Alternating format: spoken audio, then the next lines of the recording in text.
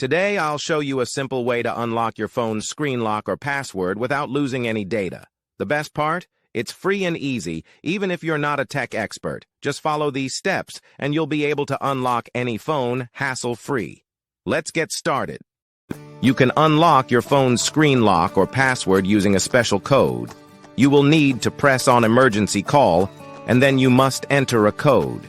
This code is unique to each type of phone and is provided by the phone manufacturer. In this video, we're using a code that works specifically for the type of phone we're demonstrating. Here's how you can get the code. Visit this website that provides unlock codes for free using a unique method. And that's it. Now you can unlock your phone without losing any data. See you in the next video. Bye.